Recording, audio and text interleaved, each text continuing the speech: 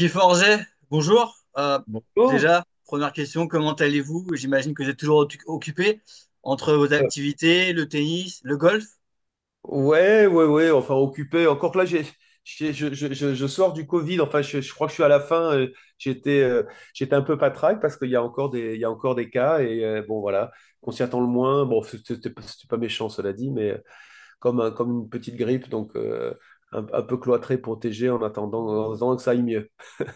Alors, la saison 2024, c'est terminé. Euh, on est obligé de constater qu'elle s'est terminée avec quelques polémiques autour du dopage. Yannick Sinner, Iga Swiatek, numéro un actuel, ancien numéro un, contrôlé positif. Quel regard vous portez-vous sur ces situations et les sanctions qui en ont découlé? C'est des sujets toujours très très délicats parce que c'est vrai qu'il faut pouvoir lutter contre ce fléau avec la plus grande fermeté. Après, j'ai vraiment l'impression qu'aujourd'hui, il y a un tel degré de sophistication dans les tests, on est capable de trouver, comme on dit souvent, une cuillère à café de sucre dans un bassin olympique. C'est-à-dire, si on la filtre, on retrouve du sucre. Il y a tellement de joueurs, de joueuses, d'athlètes qui prennent des compléments alimentaires, des vitamines, des choses qui sont parfois un petit peu polluées, ou alors même sans le savoir, il y a dedans un composant qui entraîne un contrôle positif. C'est des drames absolus pour ceux qui sont totalement innocents. Je ne parle pas de ceux qui sont coupables et qui sont récidivistes et qui se font prendre avec des produits extrêmement dopants, connus, reconnus, ou des produits masquants. Euh, je me mets à la place d'un athlète qui aujourd'hui se fait contrôler positif, alors qu'on sait après analyse que c'est une substance en quantité infinitésimale, alors qu'il y a des contrôles précédents où il n'y avait rien du tout. Euh, il se dit, mais c'est pas vrai, c'est une injustice, on va pas m'empêcher de vivre de ma passion pendant un an, 2 ans, alors que à aucun moment il y a une volonté de tricher, juste parce que j'ai consommé un produit sur lequel il avait été nullement stipulé qui pouvait entraîner un contrôle positif. Donc moi, je vois un petit peu la chose comme ça concernant les cas et de Alep et d'aujourd'hui de Chiantec, quoi. Et aussi probablement de Yannick Sinner, ce qui était un peu le cadre de sa défense. Après, le problème, qu'il y a eu, je crois, c'est qu'il ne peut pas y avoir un règlement à deux vitesses. On ne peut pas dire à une joueuse, bah, toi, tu es suspendu pendant un an parce que, bah oui, bon, bah, c'est la faute, t'as pas de chance. Et puis dire à quelqu'un d'autre derrière, ah ben non, on a bien réfléchi, c'est bon, tu t'es arrêté 3 semaines, tu peux continuer à jouer comme si rien n'était. C'est un peu ce deux poids, deux mesures aujourd'hui qui ferait problème. Donc, pour revenir à Sinner, je ne doute pas une seule seconde de sa bonne foi. Euh, on le voit dans d'autres cas, ça s'est déjà produit. Pour autant, il y a certains qui disent non, mais attends, c'est pas possible, il y a rien du tout, quoi. Juste, ça passe comme une lettre à la poste. Donc, je ne sais pas ce qui va se passer dans les semaines et les mois à venir, mais c'est problématique pour le sport en général. Et j'imagine pour lui, si à un moment donné, il subit une sanction rétroactive. Ouais, Nicolas Davydenko disait, moi, à mon époque, je jouais, je profitais, je pensais pas au dopage, je savais ce que je devais faire pour respecter les règles. Et il dit, aujourd'hui, ça me paraît absurde, on a ajouté une liste de produits dingues. Les joueurs sont, bah, finalement, ont une pression constante, une épée de Damoclès un petit peu permanente. Vous, c'est cette lignée-là, finalement. Bah, c'est-à-dire que moi, j'ai vraiment joué à une époque, et Davydenko après plus tard, où on se souciait pas de ça. Je veux dire, on prenait de la vitamine C, on prenait oui, des différentes vitamines ou du fer si on était en carence de fer, mais c'était des choses totalement banales, avec des contrôles où on recherchait effectivement des anabolisants, vraiment des produits qui pouvaient augmenter les capacités physiques de l'athlète. Après, il y a eu l'EPO, mais c'était le début de l'EPO. On ne savait même pas ce que c'était que l'EPO à l'époque. Le problème, c'est qu'après, il y a eu une telle sophistication des produits dopants, une manière d'éviter les contrôles dans certains sports, que forcément, l'AMA, enfin, les différents organismes ont dû faire preuve d'une extrême vigilance pour dénicher les tricheurs. Et c'est là où parfois, certains se retrouvent à un moment donné à la une des journaux.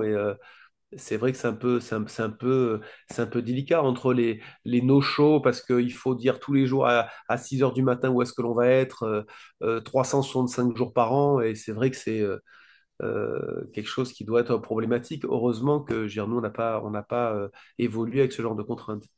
Ah, deux joueurs contrôlés positifs, un flou autour des instances, des décisions, en tout cas un manque de cohérence avec le cas Swiatek le cas Alep d'un côté très sévère et le cas Swiatek Sinner. Est-ce que vous, en tant que fan de tennis, vous êtes un peu inquiet pour l'image de ce sport et vous vous dites que ça peut un peu entacher l'image du tennis qui a en plus besoin de conquérir des fans et notamment un public peut-être un peu plus jeune? Le sport a été et sera entaché à l'avenir dès qu'il y a une affaire de dopage, qu'elle soit volontaire ou involontaire ou alors accidentelle et qui n'induit aucune tricherie de la part de l'athlète, c'est jamais bon pour le sport.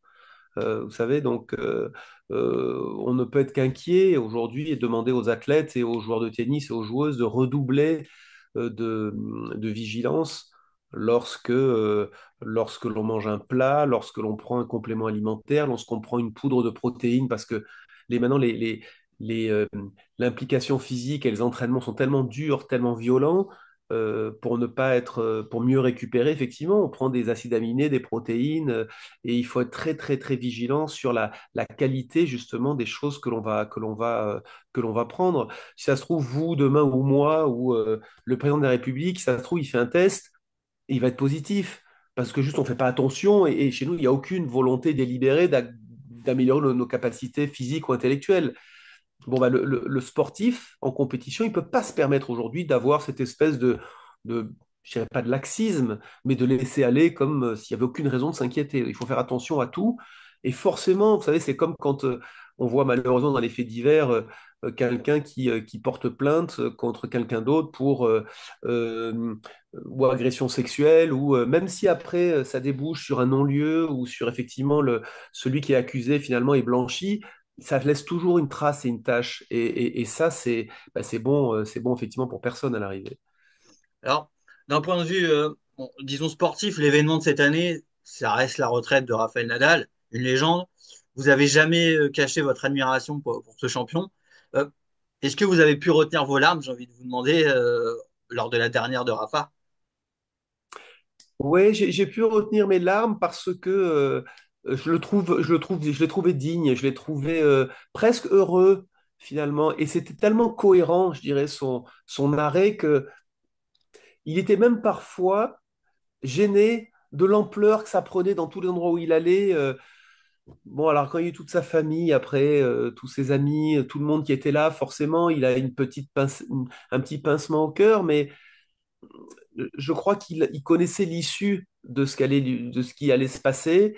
Il était déçu d'avoir perdu son match de Coupe Davis en simple, d'avoir fait entre guillemets perdre son équipe. On sait à quel point la Coupe Davis pour lui et représenter son pays est quelque chose qui est qui a toujours été primordial dans sa programmation et dans son calendrier.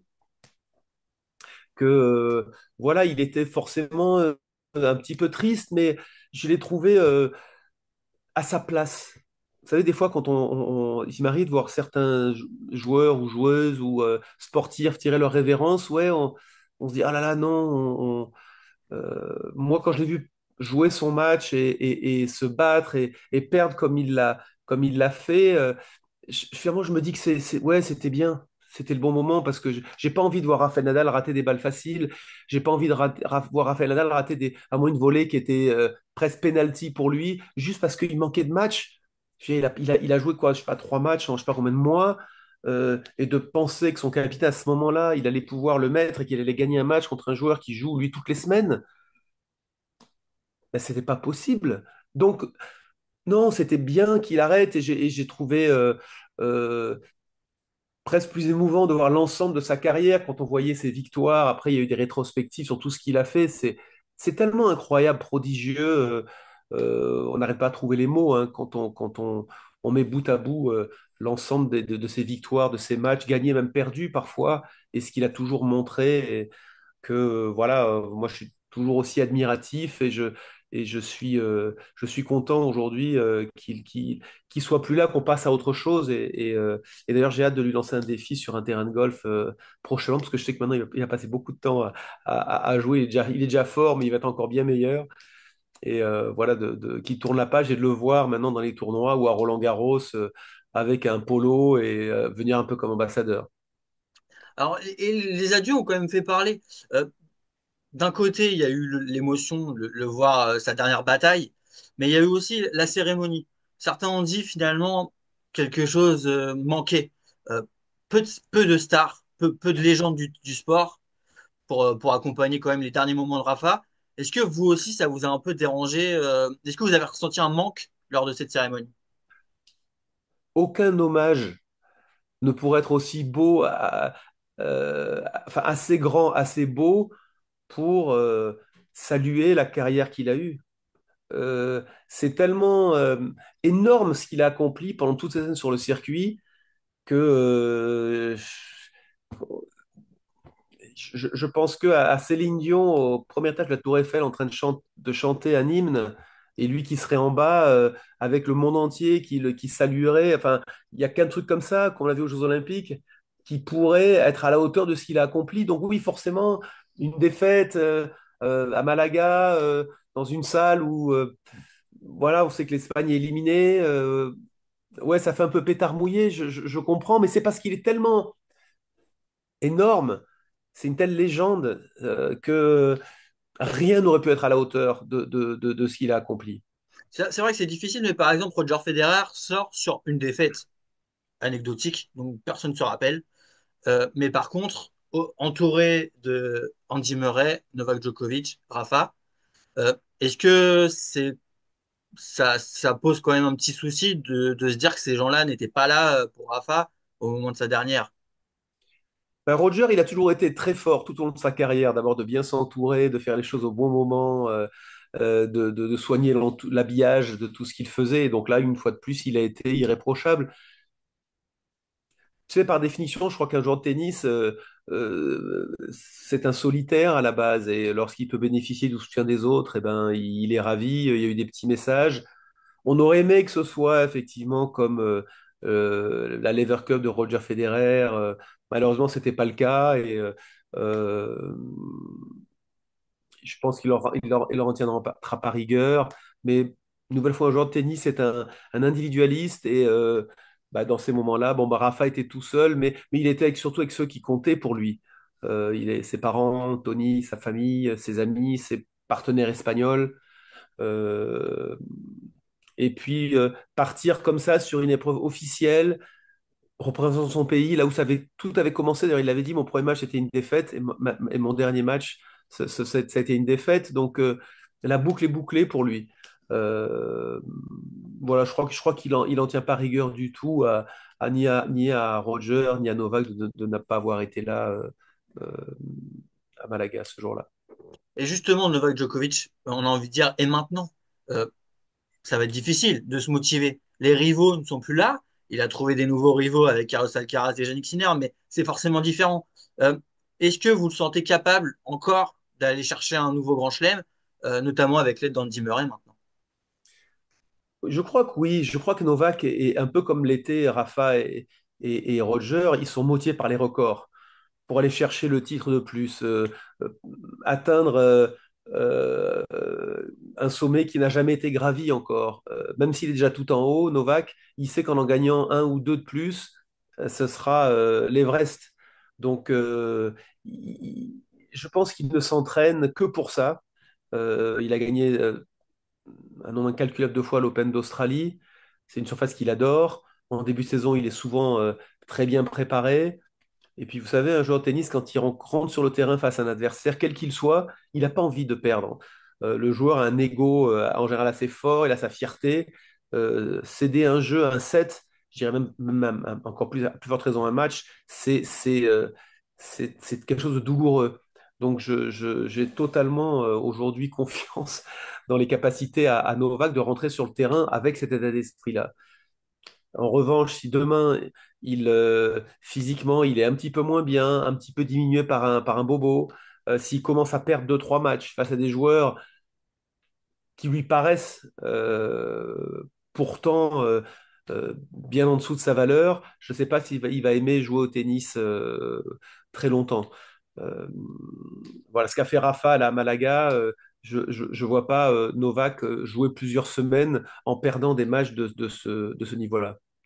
Oui, et cette année, Djoko n'a pas pu gagner un titre sur le circuit, mais il a l'or olympique. Ça a resté l'objectif, le seul objectif de sa saison. Faut être clair. L'année prochaine, si les difficultés persistent, est-ce qu'on pourrait imaginer que finalement 2025 soit la dernière année de Novak Djokovic sur le circuit? Vous pensez que c'est un scénario probable? Je- à mon avis, la seule raison qui pourrait le faire quitter les cours prématurément, c'est des problèmes physiques. Ça a été le cas pour Roger, ça a été le cas pour Rafa. Pour l'instant, il semble épargné par ses pépins physiques. Son niveau de jeu aux Jeux Olympiques à Paris a été époustouflant. Je veux dire, la finale qui joue contre Alcaraz, il pousse le curseur une fois de plus un peu plus loin et il s'impose avec la manière. Euh, il est, à mon avis, capable, dans un bon jour, sur une finale, de battre encore ces garçons-là. Je me souviens, et vous probablement aussi, de la finale de Roland-Garros cette année entre Zverev et Alcaraz.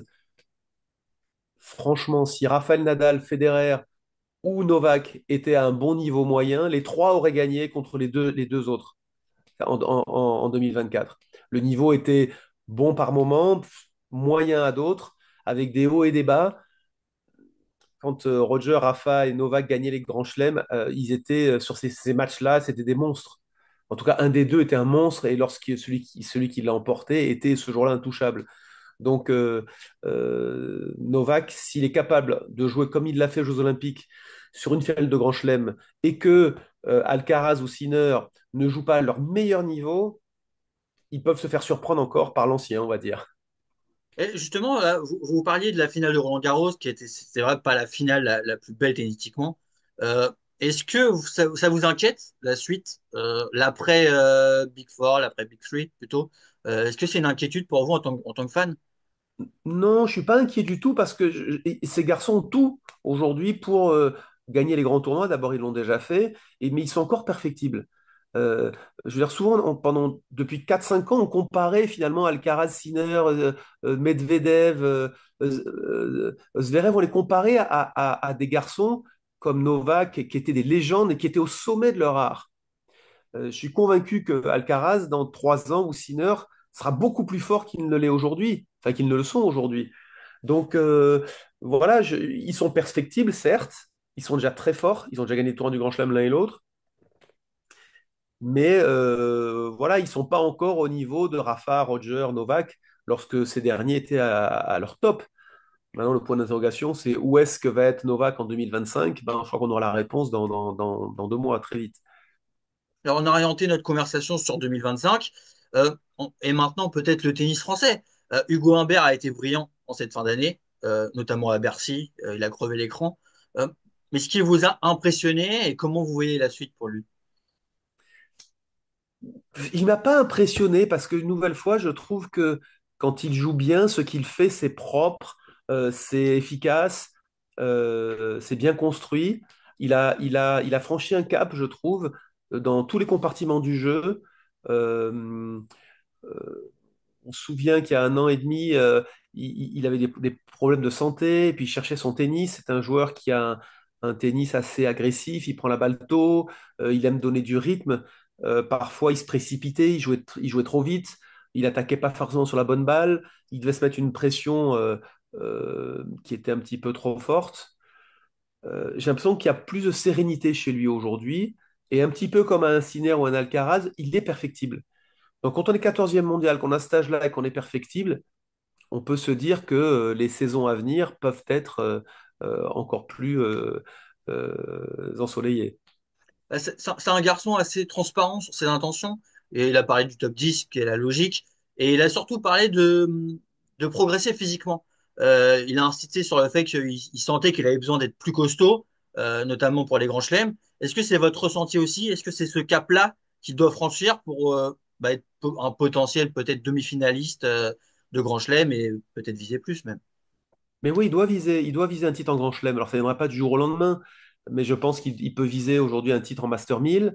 Il peut, et s'il a un bon tableau, l'Open d'Australie, qu'il est en demi-finale contre Zverev, il peut battre un Zverev en demi-finale. Et après, sur une finale, tout est faisable. On se souvient de la finale entre Novak et Joe Wilfried Tsonga, il y a des années en arrière. Et puis c'est là où Novak a commencé à écrire sa légende. Et pourtant, il était prenable ce jour-là. Je veux dire, Joe était vraiment pas loin du tout. Donc, des fois, les carrières, les grosses carrières démarrent comme ça. Donc, je crois qu'il est aujourd'hui, pour avoir vu jouer souvent, il est perfectible sur pas mal de petits secteurs du jeu. Il y a pas un secteur où tactiquement, il peut jouer un petit peu mieux. Techniquement, il peut progresser. Physiquement, il doit encore s'étoffer un petit peu sur le haut du corps. Enfin, moi, je vois en plus, moi qui suis gaucher, quand je le regarde jouer, je me mets vraiment dans ses baskets quand je le vois. Et il y a des choses que j'aime beaucoup chez lui, et puis des fois des choses hop, qu'il laisse passer. Et des fois, des moments où il se précipite un petit peu trop. Et ça, je suis sûr qu'avec Jérémy Chardy, avec qui il fait un boulot remarquable, ils vont petit à petit combler, je dirais, aujourd'hui, ces petites lacunes qui le séparent du top 5. Parce qu'on dit top 10, mais pourquoi pas top 5? Euh, Aujourd'hui, bah, même Dani Medvedev, Zverev, ils sont quand même plus vieux que lui. À un moment donné, ils auront peut-être eux aussi des pépins physiques. Donc, il y a pas que Sinner et Alcaraz, il y a d'autres garçons derrière. Et je crois vraiment que Hugo, il peut aujourd'hui ambitionner, en tout cas j'espère que c'est le cas, d'être juste derrière ces gars-là, et pourquoi pas le top 5 un jour ou l'autre. On a aussi la sensation qu'il y a un équilibre dans sa façon de travailler avec Jérémy Chardy. Là, Fabrice Martin va l'aider aussi. Euh, Sa vie personnelle, il est en couple. On sait que bah, les grands champions aussi ont eu ce côté-là, d'avoir une vie personnelle, on va dire, disons, carrée, qui leur permet d'avoir un équilibre dans leur vie et d'être performants sur le court. Euh, Finalement, ça aussi, c'est un aspect important quand on parle du Humbert. Oui, absolument. On ne peut pas être un bon joueur sur le terrain et avoir une vie dissolue, être perturbé, non, la stabilité en dehors du terrain lui permet forcément d'être serein sur le tennis, sur le terrain. Et c'est ça aujourd'hui qui lui permet d'avancer progressivement. Et on le voit d'ailleurs, en dehors du cours, il fait de la musique, il chante, il y a plein d'autres choses qui l'intéressent, il a une vie affective qui est équilibrée avec sa compagne qui connaît le tennis, puisqu'elle joue elle aussi. Donc ils peuvent à un moment donné se soutenir l'un l'autre. Il a des parents qui sont proches de lui, qui lui mettent pas de pression. Il a l'air vraiment bien dans ses baskets, Hugo. Et je crois qu'aujourd'hui, le public le soutient partout où il va. Euh, voilà, le cadre dans lequel il évolue aujourd'hui est vraiment très très bon. Donc voilà, enfin, moi j'ai hâte de le voir à nouveau là, sur les terrains très bientôt et de voir dès janvier, il y aura peut-être des évolutions techniques dans son jeu, des progrès. On va voir si, il y a des petites choses qui ont bougé. Alors, on parlait de gagner potentiellement un grand chelem. On exclut Roland Garros. Objectivement, son jeu se prête aux surfaces rapides. Mais vous voyez quel grand chelem des trois restants pour Hugo? Où vous dites que c'est peut-être celui-là où il a le plus de chances d'être brillant, Oh, probablement alors là, on tire des plans sur la comète, mais bien sûr. je dirais un Open d'Australie ou peut-être ouais, un US Open.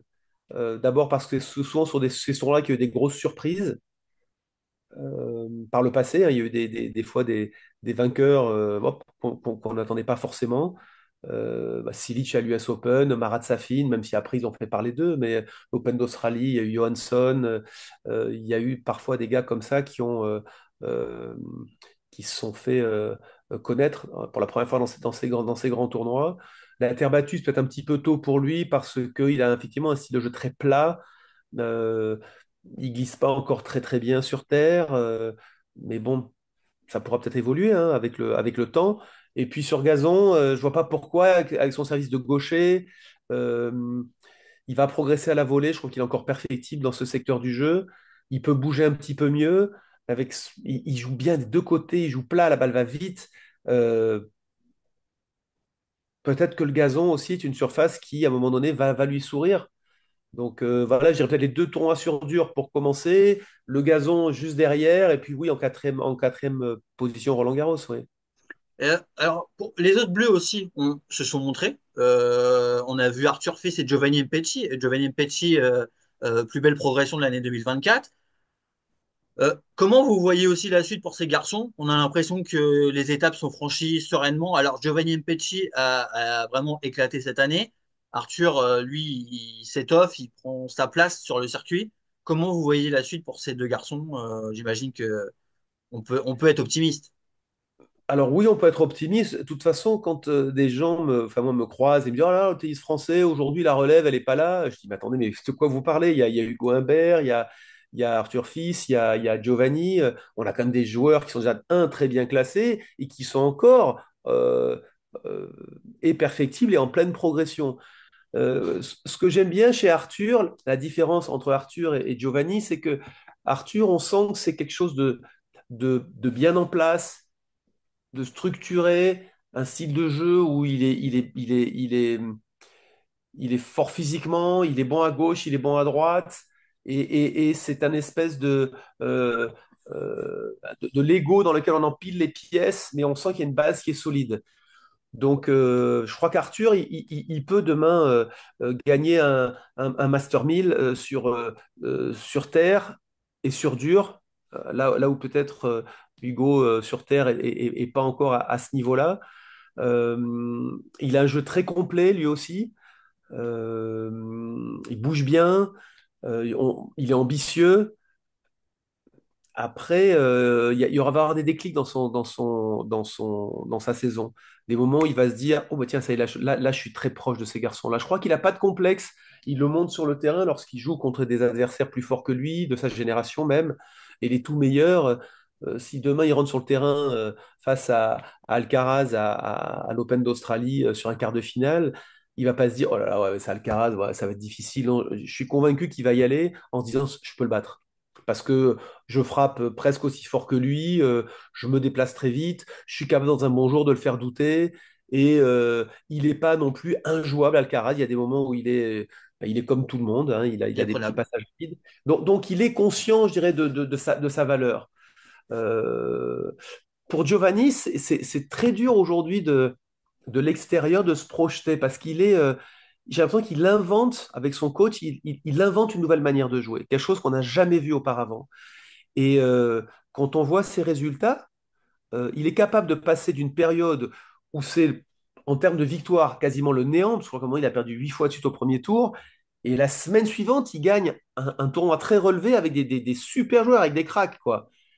Et là, waouh, c'est vraiment euh, c'est surprenant comme écart, je dirais, de jeu.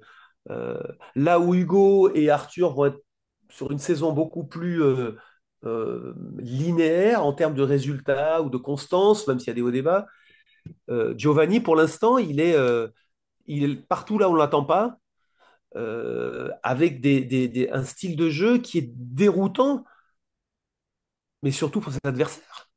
Donc les adversaires, quand ils sont en face de lui, ils se disent, mais je vais avoir laquelle version aujourd'hui de Giovanni? Un joueur qui va faire des, euh, euh, euh, des garnisons d'ace, des deuxièmes balles à 200 km/h. Et puis tout d'un coup, il va me faire deux coups gagnants sur mon service et hop, hop, et je perds 7-5, 7-6. Et puis voilà, et j'ai beau être numéro 5 mondial, je sais pas ce qui m'est arrivé, quoi. Donc il joue sur ce registre-là. Et une nouvelle fois, je veux dire, euh, il y a toujours des gens qui critiquent. Je veux dire, dans le sport, il y a toujours des gens qui parfois innovent, inventent, proposent de nouvelles choses.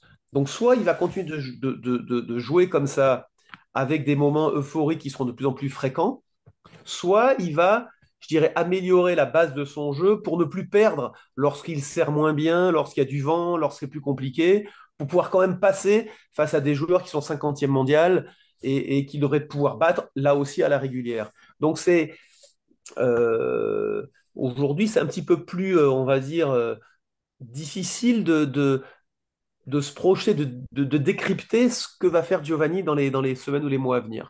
Ce qui est sûr, c'est qu'avec Manu, son entraîneur, il doit travailler très dur en ce moment pour améliorer, à mon avis, les deux aspects du jeu. et qu'il va arriver à l'Open d'Australie, à mon avis, avec de nouvelles ambitions. Il est jeune, il a des qualités physiques hors normes, il est grand, il bouge très bien pour son gabarit, il a une technique qui est très propre. Donc là encore, c'est des choix tactiques et des options de jeu qu'il va devoir prendre à partir de début 2025. Et on sera les premiers témoins, finalement, quand il va jouer ces tournois. Tiens, bah, comment est-ce qu'il joue aujourd'hui? S'il continue de faire attaque à outrance, quitte à laisser ses jeux de retour et tout jouer sur un coup de dé, sur un tie-break, ou est-ce qu'au contraire, il va être un peu plus posé par moment sur ses jeux de retour, faire jouer, tout en gardant, je dirais, ce qui fait sa force, à savoir son engagement. Et donc, on a parlé de la jeunesse, mais il y a aussi une belle histoire, c'est celle de Lucas Pouille. Il a eu des moments très compliqués. Il a dit, notamment à cause de l'alcool, la dépression. Donc, c'était très difficile de surmonter ça. Et il a su cravacher. Son corps l'embête encore, mais il arrive quand même à enchaîner les semaines. Et là, il est récompensé d'une wildcard pour l'Open d'Australie, donc la wildcard de réciprocité. C'est quand même une belle histoire, celle de Lucas, ce retour. Ouais, moi j'aime beaucoup Lucas. D'abord, c'est un garçon que je connais depuis longtemps, que je vois même en dehors du terrain. Et c'est vrai qu'il est passé par des moments difficiles après ses blessures. Il avait perdu même le goût du jeu. Il pensait même s'arrêter. Donc c'était triste de voir finalement un garçon euh, qui a vu un tel niveau et qui tout d'un coup songeait même à passer à autre chose, à fermer finalement ce livre formidable qui est son aventure tennistique.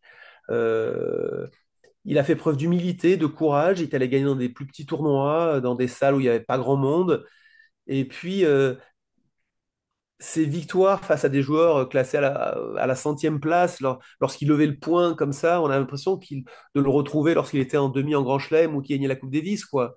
Et c'est important de, de retrouver finalement de la joie, du plaisir et de la fierté dans des choses simples, dans des choses qui sont euh, pour le grand public qui pourrait paraître anecdotique. J'ai gagné un challenger. Pour le fan qui regarde que Wimbledon et les Master 1000, oui, bon, c'est un tournoi de plage, quoi. Non, non, non, non, non, non. Gagner un challenger, je veux dire, faut battre, je sais pas, cinq mecs euh, qui ont le couteau entre les dents, des types qui ont 22 ans, qui sont hyper motivés, qui s'entraînent comme les meilleurs pros. Et ce jour-là, ben, on n'est pas forcément dans son assiette. On a un jeune qui tente plein de choses et on doit cravacher. Et il est passé par là, Lucas. Et je trouve que il faut lui tirer un coup de chapeau pour avoir l'humilité de retomber comme ça, un petit peu en bas de l'échelle, et de regravir les échelons les uns après les autres. Et voilà, il est dans ce process aujourd'hui. Et ça, je crois ça y est, il est dans le bon wagon maintenant. Il a la bonne démarche, il a la bonne attitude. Et j'espère que son corps le laissera tranquille parce qu'on sait qu'il a été pas mal chahuté hein, depuis des années par son coude, par des pépins qui l'ont vraiment ralenti dans sa progression. Mais je crois qu'il a retrouvé du plaisir à jouer, il a retrouvé l'essentiel, je dirais, du jeu. Et j'espère qu'on va le voir en Australie, qui est une surface qui lui a souri par le passé, jouant son meilleur niveau. Et finalement, jusqu'où vous pensez qu'il est capable d'aller encore? Il a été C'est quand même top toujours 10. un coureur de 100 mètres qui a couru le 100 mètres en dessous des 10 secondes, même si à un moment donné il le court en 10-30, à partir du moment où il est bien physiquement et qu'il s'est bien préparé et qu'il est motivé et qu'il a envie, il l'a fait, il peut le refaire. Donc aujourd'hui, retrouver Lucas dans le top 20 mondial, pour moi, c'est pas du tout de l'ordre du miracle ou de l'impossible. Je peux vous dire que si demain il passe à l'Open d'Australie deux, trois tours et qu'il joue contre un Tsitsipas, un Zverev ou des joueurs comme ça, les gars vont pas se dire ouais, bon, c'est bon, Lucas Pouille, ça va, ça devrait passer tranquille. Non, Lucas, il a de la dynamite dans le bras, il a une attitude de vainqueur, il sait qu'il peut le faire et s'il est bien en forme à ce moment-là, il a peur de personne, Lucas. Alors, pour conclure, un petit jeu des pronos pour 2025. Si vous aviez un pronostic sur la saison 2025, peut-être une petite surprise ou quelque chose que vous sentez, ce serait quoi? J'ai trouvé Yannick Sinner très fort sur la fin de saison. Ça fait longtemps que j'ai découvert Yannick Sinner à Roland-Garros, un match en nocturne qu'il avait perdu contre Rafael Nadal. Il avait d'ailleurs accroché 7-6 au premier set contre un bon Rafael Nadal. Et je m'étais dit, putain, ce garçon, il est bluffant. Les bases du jeu, il les a, mais mieux que personne. Il est encore un peu frêle parce qu'il est jeune, il fait un peu encore girafe sur ses appuis. Il a progressé physiquement. Il servait moyennement, il sert bien aujourd'hui. Et si il est euh, au sommet de la pyramide aujourd'hui, c'est parce que justement, il a fait ce travail. Donc, et il va encore progresser parce qu'il est très jeune. Euh, Lui et Alcaraz aujourd'hui, franchement, je les sens au-dessus des autres. Au-dessus des autres. Euh, et il va falloir que nos jeunes ou les Tsitsipas, Zverev euh, euh, s'inspirent du travail qu'ont fait ces deux garçons-là pour pas se laisser distancer. Parce que je crois vraiment qu'il y a aujourd'hui, il y a vraiment eux et les autres. Je mets Novak à part parce que il y a trop de paramètres à prendre en ligne de compte, hein, mais Novak est capable à la régulière sur un match, bien sûr, de les battre. Euh, et pour les autres joueurs, j'ai envie de dire, ben, il va falloir franchir les étapes tout au long d'un tournoi du Grand Chelem et puis de tirer son épingle du jeu pour arriver sur une demi-finale. Et on sait que dans un tournoi du Grand Chelem, sur un jour, tout est toujours possible. S'il fait 38 degrés et que on a eu un match fatigant précédemment, on peut se faire surprendre, même les tout meilleurs. Hein, Yannick Sinner, il peut se faire surprendre. Néanmoins, je pense on risque de retrouver et Alcaraz et Sinner qui auront bien récupéré de leur saison précédente, qui seront reposés et qui ont fait une grosse préparation. Et donc pour l'Open Australie 2025, plutôt Sinner, en favori. On va dire que Sinner, je trouve que il a un fond de jeu plus stable, il est plus régulier, il a moins de pics que Carlos Alcaraz. Si les deux jouent à leur meilleur niveau, je pense qu'Alcaraz est plus fort parce qu'il est plus puissant, il court plus vite, il a plus d'armes dans son jeu, il est plus imprévisible, il varie beaucoup plus, mais au détriment d'une certaine constance et de régularité. Et c'est cette régularité qui a fait, qu'on le veuille ou non, aujourd'hui la gloire de Federer, Nadal et Djokovic. Eh ben, merci pour votre analyse, votre expertise, et on a hâte de se plonger vers 2025. Exactement. À très bientôt.